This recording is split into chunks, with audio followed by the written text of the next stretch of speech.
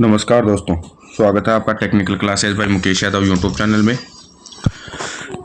दोस्तों आज हम देखेंगे एसी सिंगल फेज मोटर। पहले अपने थ्री फेज मोटर के बारे में देखा था, आज अपन देखेंगे सिंगल फेज मोटर, एसी की जो सिंगल फेज मोटर होती हैं उनके बारे में। शुरू करते हैं आज का वीडियो। पहला क्वेश्चन है, एकल चरण प्रेरण मोटर का कार्य सिद्धांत क्या होता है। जो सिंगल फेज प्रेरण मोटर होती है वो किस सिद्धांत पर काम करती है।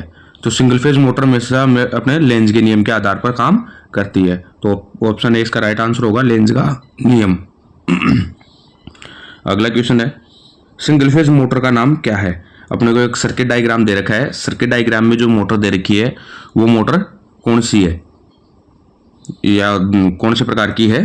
तो देखो इसमें स्टार्टिंग वाइंडिंग और रनिंग वाइंडिंग है, और रनिंग वाइंडिंग के श्रेणी क्रम में एक कैपेसिटर लगाया हुआ है। तो ये हो जाएगी अपनी स्थायी संधारित्र motor, permanent capacitor motor. Option A इसका राइट आंसर होगा। अगला क्वेश्चन है, स्लिप्ट चरण मोटर का कार्य सिद्धांत क्या है। जो स्लिफ्ट फेज मोटर होती है उसका कार्य सिद्धांत क्या होता है। तो जो स्लिफ्ट फेज सिंगल फेज की जो मोटर होती हैं वो सभी लेंज के नियम के आधार पर काम करती हैं। तो इसमें ऑप्शन ए राइट आंसर होगा, लेंज का नियम। अगला क्वेश्चन है, एकल चरण मोटर किस प्रकार का निर्देशित किया जाता है। जो सिंगल फेज मोटर होती है, जो अपने को चित्र में दे रखा है, वो सिंगल फेज मोटर कौन से प्रकार की सिंगल फेज मोटर है। इस जो चित्र में जो मोटर दिखा रखी है अपने को, वो कौन से प्रकार की मोटर है।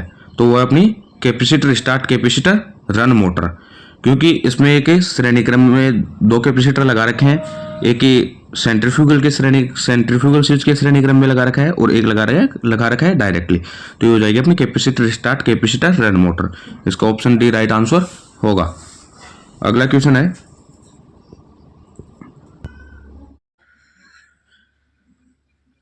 देखो भाई, एसी सिंगल फेज मोटर किस प्रकार को कम्यूटेटर मोटर प्रकार के तहत वर्गीकृत किया जाता है।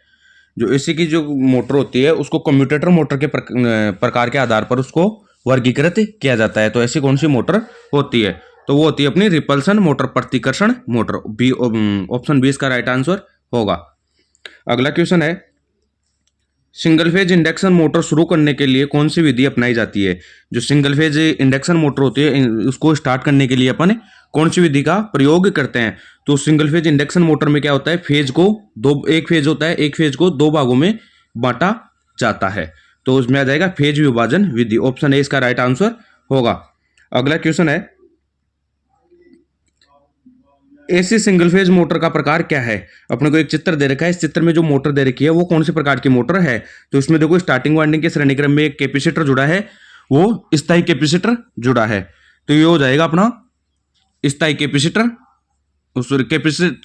स्टार्ट इंडक्शन रन मोटर, क्योंकि इसमें सेंट्रीफ्यूगल स्विच भी जुड़ा है। तो ये हो जाएगी capacitor start induction run motor, capacitor start induction run motor. Option D इसका राइट आंसर होगा। अगला क्वेश्चन है, सार्वभौमिक मोटर के अपकेंद्रीय स्विच गति नियंत्रण विधि में संधारित्र का क्या उद्देश्य होता है। जो सार्वभौमिक मोटर होती है, यूनिवर्सल मोटर में जो सेंट्रीफ्यूगल स्विच लगाया जाता है, तो गति नियंत्रण का कौन सा प्रकार होता है। तो होता है अपना जो संपर्क बिंदु होते हैं, संपर्क बिंदु पर स्पार्किंग कम करने के लिए। ऑप्शन डी इसका राइट आंसर होगा। अगला क्वेश्चन है, समर्सिबल पंपों को रिवाइंड करने के लिए किस प्रकार के तार का उपयोग किया जाता है। तो जो कोई भी मोटर वगैरह होती है, पंप होते हैं अपने सिंगल फेज हो या थ्री फेज के, तो उसको काम में लेने के लिए अपन पीवीसी कवर तांबे का तार प्रयोग में लेते हैं। ऑप्शन ए इसका राइट आंसर होगा। अगला क्वेश्चन है, किस प्रकार के एसी सिंगल फेज मोटर में स्टार्टिंग टॉर्क कम होता है। एसी की अपने सिंगल फेज मोटर ऐसी कौन सी मोटर होती है जिसमें स्टार्टिंग टॉर्क होता है वो बिल्कुल कम होता है या कम रहता है। तो वो होती है अपनी प्रतिरोध start induction run motor. Option D इसका राइट आंसर होगा। अगला क्वेश्चन है, एकल चरण मोटर में अपकेंद्रीय स्विच का कार्य क्या होता है। जो सिंगल फेज मोटर होती है उसमें अपन सेंट्रीफ्यूगल स्विच लगाते हैं, सेंट्रीफ्यूगल स्विच का काम क्या होता है। तो सेंट्रीफ्यूगल स्विच का काम होता है और जो स्टार्टिंग वाइंडिंग होती है उसको विसंयोजित करना, आरंभिक वाइंडिंग को विसंयोजित करना। ऑप्शन 20 का राइट आंसर होगा। अगला क्वेश्चन है, सार्वभौमिक मोटर का अनुप्रयोग क्या होता है? सार्वभौमिक को इंग्लिश में बोलते हैं अपन यूनिवर्सल मोटर। तो यूनिवर्सल मोटर का काम होता है, वो क्या काम होता है? तो यूनिवर्सल मोटर अपने जो फूड मिक्सर होता है, भोजन मिक्सर होता है, उसमें काम में ली जाती है, या जो मिक्सी होती है, मिक्सी में काम में ली जाती है। तो इसका राइट आंसर हो जाएगा बी, फूड मिक्सर। अगला क्वेश्चन है, वायर वाउंड रोटर। अगला क्वेश्चन है, वाउंड रोटर के साथ कौन सी एकल कला मोटर फिट होती है? जो वाउंड रोटर होता है उसमें एकल सिंगल फेज मोटर कौन सी प्रयोग की जाती है, या कौन सी मोटर में वायर वाउंड रोटर प्रयोग किया जाता है? तो होता है अपना रिपल्सन मोटर में। ऑप्शन ए इसका राइट आंसर होगा, रिपल्सन मोटर या प्रतिकर्षण मोटर।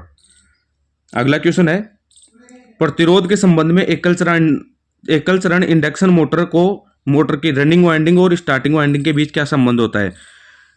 जो प्रतिरोध के संबंध में सिंगल फेज की जो इंडक्शन मोटर होती है उसमें स्टार्टिंग और रनिंग वाइंडिंग के बीच में संबंध क्या होता है? तो रनिंग वाइंडिंग होती है वो कम होती है और स्टार्टिंग वाइंडिंग होती है वो बड़ी होती है या अधिक होती है। तो ऑप्शन 20 का राइट आंसर होगा। अगला क्वेश्चन है, आच्छादित पोल में एक्स के रूप में चिन्हित भाग क्या है? देखो इसमें एक चिन्हित भाग को चिन्हित कर रखा है, ये भाग कौन सा है? आच्छादित पोल मोटर का मतलब होता है शेडेड पोल मोटर। कौन सी? Shaded pole motor. तो शेडेड पोल मोटर में जो अपने को एक मार्किंग दे रखी है, वो मार्किंग में कौन सा भाग है या किस चीज को निर्दिष्ट करता है? तो ये मोटर के जो घुमाव होता है, मोटर के जो घूमने की दिशा होती है, या मोटर जो घूमती है तो घूमने की दिशा को निर्दिष्ट करता है, तो रोटर का घुमाव शुरू करने के लिए। ऑप्शन सी इसका राइट आंसर होगा। अगला क्वेश्चन है, capacitor start induction run motor के रोटेशन की दिशा को कैसे उल्टा जाता है? जो capacitor start induction run motor होती है उसके घूमने की दिशा को परिवर्तन करने के लिए अपन क्या करते हैं, या कैसे घूमने की दिशा को परिवर्तन किया जाता है? तो उसमें क्या होगा, जो मुख्य वाइंडिंग होती है, मेन वाइंडिंग है, उसके टर्मिनलों को आपस में बदल देंगे, मुख्य वाइंडिंग के टर्मिनलों को आपस में बदल कर। ऑप्शन सी इसका राइट आंसर होगा।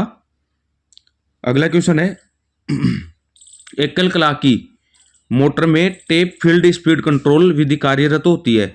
किस एकल कला की मोटर में जो टेप फील्ड स्पीड को कंट्रोल करने के लिए जो फील्ड वाइंडिंग होती है उसमें से टेपिंग निकाल जाती है, तो ये ऐसी कौन सी मोटर होती है? तो वो होती है अपनी यूनिवर्सल मोटर। ऑप्शन ए इसका राइट आंसर होगा।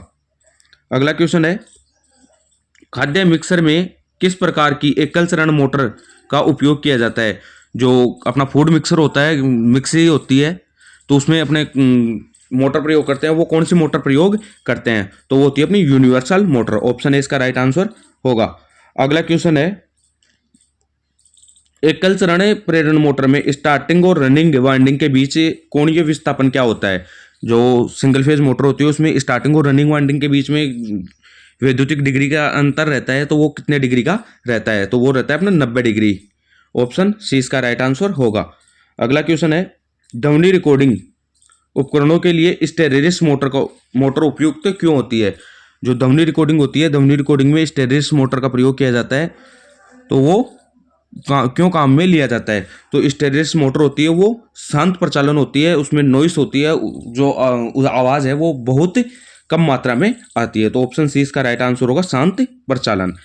अगला क्वेश्चन है, घरेलू पानी के पंपों के लिए कौन सी मोटर पसंद की जाती है?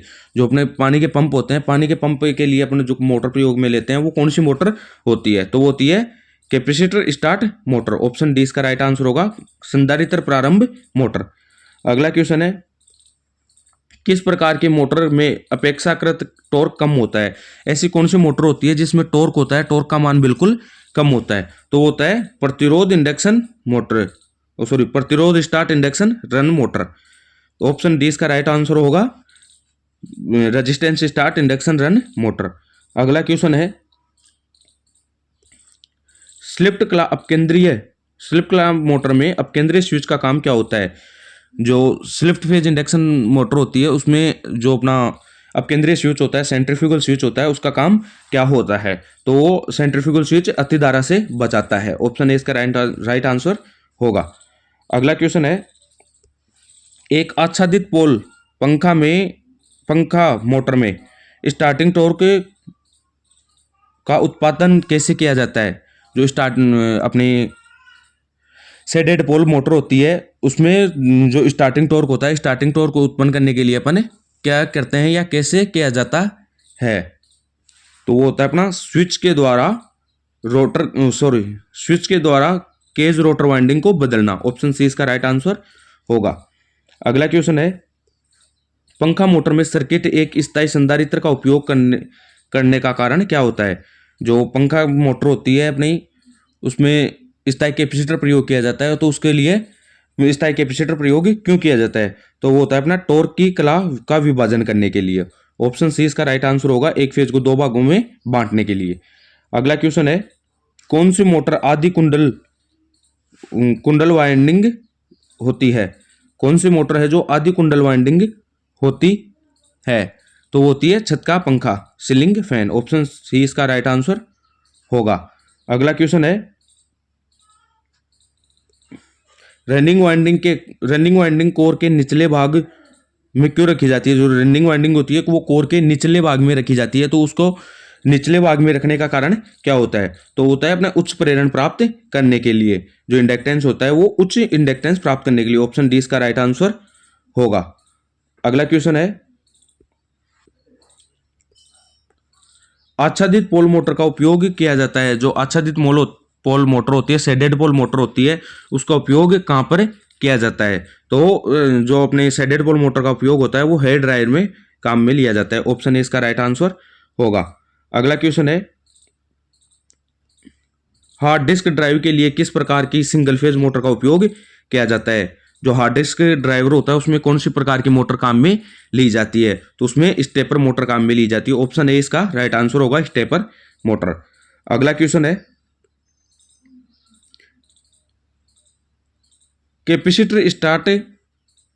कैपेसिटर रन इंडक्शन मोटर में इस्तेमाल होने वाले सेंट्रीफ्यूगल स्विच का काम क्या होता है।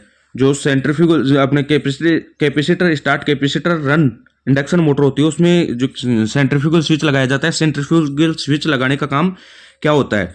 तो सेंट्रीफ्यूगल स्विच का काम होता है, यदि कोई भी मोटर है वो 75 से 80% गति प्राप्त कर लेती है, उसके बाद में परिपथ को बंद कर देना।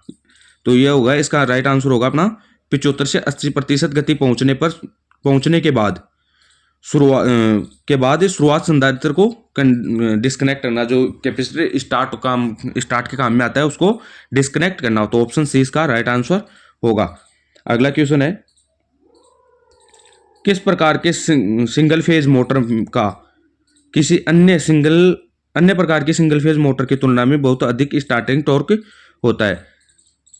तो ऐसी कौन सी मोटर है जिसका स्टार्टिंग टॉर्क अधिक होता है। तो वो होता है अपना यूनिवर्सल मोटर। यूनिवर्सल मोटर का स्टार्टिंग टॉर्क सबसे अधिक होता है। तो ऑप्शन ए इसका राइट आंसर होगा, यूनिवर्सल मोटर।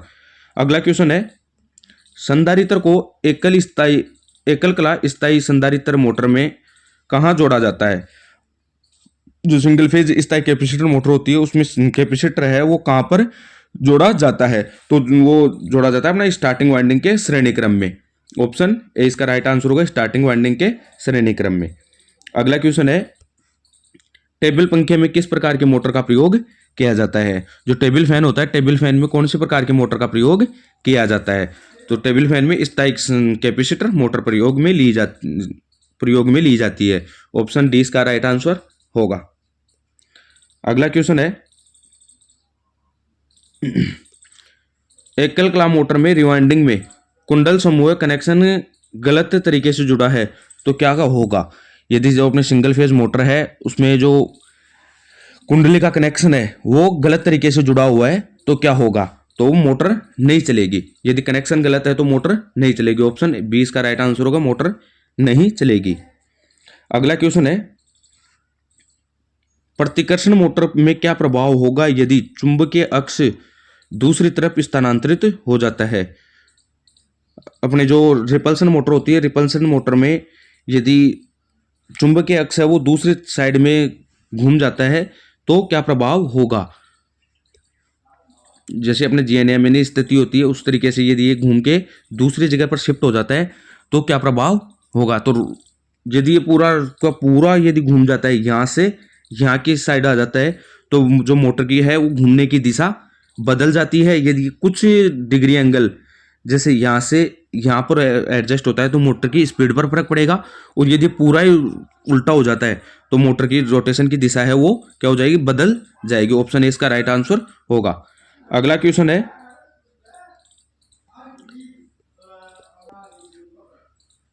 है, मोटर शुरू होने के बाद में अपकेंद्रीय स्विच को डिस्कनेक्ट नहीं किया जाता तो क्या प्रभाव होता है।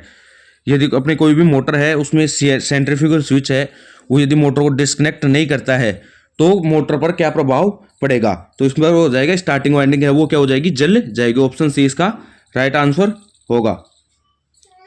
अगला क्वेश्चन है, प्रतिकर्षण मोटर के रोटेशन की दिशा को कैसे उल्टा जाता है। जो रिपल्शन मोटर होती है, रिपल्शन मोटर की घूर्णन दिशा को बदलने के लिए अपन क्या करेंगे। तो भी मैंने बताया था भाई, जैसे यदि अपन कार्बन ब्रश हैं वो इस स्थिति में लगा रखे हैं, यहाँ से बिल्कुल विपरीत दिशा में लग कर पलट देंगे उनको, तो मोटर की जो घूमने की दिशा है वो क्या हो जाएगी, बदल जाएगी। तो इसका राइट आंसर होगा अपना ब्रश अक्ष को स्थानांतरित करके। ऑप्शन ए इसका राइट आंसर होगा।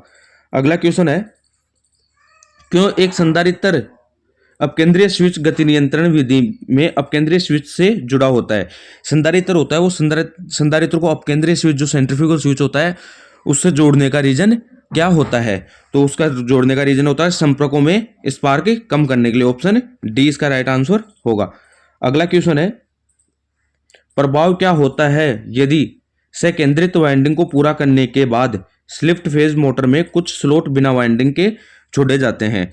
यदि क्या प्रभाव होगा, जो इस सेकेंडरी वाइंडिंग इस सेंट्रीफ्यूगल स्विच से जोड़ा जाता है तो उसमें स्लिफ्ट फेज मोटर में कुछ स्लॉट बिना वाइंडिंग के छोड़े जाते हैं, तो उनको छोड़ने का रीजन क्या होता है। तो मोटर जो सामान्य रूप से काम करती है उसके लिए अपने उसको कुछ स्लॉट छोड़ते हैं। ऑप्शन ए इसका राइट आंसर होगा। अगला क्वेश्चन है,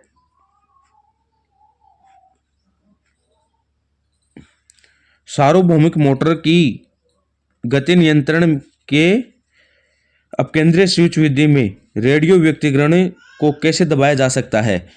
जो अपनी सार्वभौमिक मोटर होती है, यूनिवर्सल मोटर होती है, उसमें जो गति नियंत्रण का अपकेंद्रीय स्विच होता है उसमें रेडियो व्यक्तिकरण से बचाने के लिए क्या किया जाता है। तो होगा अपना अपकेंद्रीय स्विच के दोनों ओर संधारित्र को जोड़कर। ऑप्शन ए इसका राइट आंसर होगा। आज की वीडियो में इतना ही। यदि वीडियो पसंद आए तो वीडियो को ज़्यादा से ज़्यादा लाइक, शेयर और चैनल को सब्सक्राइब करें। और वीडियो कैसा लगा हमें कमेंट करके ज़रूर बताएं। Thank you.